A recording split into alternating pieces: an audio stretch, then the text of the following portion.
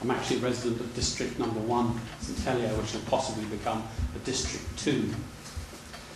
One of the purposes of voting is, of course, as any elector knows, is to choose the government and possibly to change the government. And that currently electors in Jersey cannot do. They have no policy choice. They cannot structure the government. So the first question to the panel is, how do you think that that is going to be achieved, if indeed you think that is important, that the electors should be able to choose their government, and how your new structure of the states will achieve that when quite possibly the current system isn't and hasn't, given the 60% level of voter abstention, which might indicate that the system as presently structured doesn't work. The second point is on numbers. I'm not convinced that reducing the numbers actually will work. We should and we need the existing numbers as they are, and the reason being is that scrutiny will not function properly. I'm a regular attendee at scrutiny panel meetings.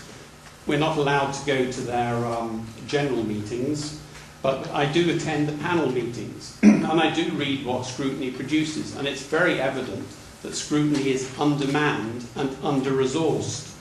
Clearly, with very few people sitting on it, it wouldn't work. It wouldn't be able to hold the Council of Ministers to make them accountable.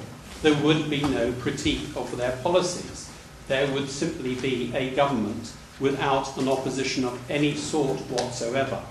And you've seen scrutiny now. It would be even worse. Third point I want to make is about constituency sizes. Now, it's very good the panel has come up with the idea of these 6 new larger constituencies, because what that embodies is the equality of vote. Everyone in the island will, in their district, be able to vote for the same number of people, provided we have only deputies in those districts. And there is something called the Venice Convention, which is actually referred to, and one of its recommendations is that there should be constituencies of equal size. Certainly not larger than 10%, and certainly never 15% bigger. We've got that in Jersey, because if you think St Helier district has about 5,000 people in one particular district, and yet St Mary, of course, 1,700 people.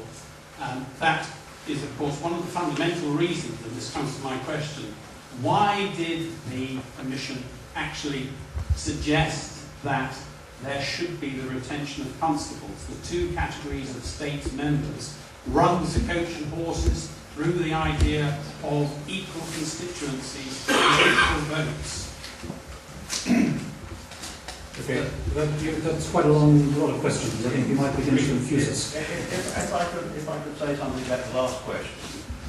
We're not recommending the retention of the constables. What we're saying is that the electorate have a choice about that. And you're quite right. We've looked at the Venice Convention, which is about voter equity, and if, as we said in the presentation, if what you want is greater voter equity, which would accord with the Venice Convention, then you would say no to constables being in the states. On the other hand, as we made plain, there is a great controversy of the issue, and we got roughly equal numbers of people who believed that the parish representation was important, the role of the constable was important, and we therefore thought it was right to give the electorate a choice. After all, this is the Electoral Commission, it's about democracy, and what we're doing is promoting democracy by giving them a choice.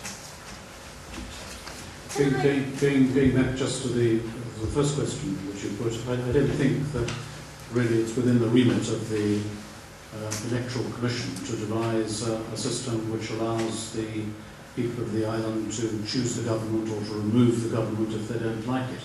I think that will only come when the island feels ready for political parties, and a political party which puts forward its manifesto and its candidates, and people will either vote for them or not vote for them. And if a particular party is elected, and do a rotten job of governing the island, presumably they'll be evicted the next time around.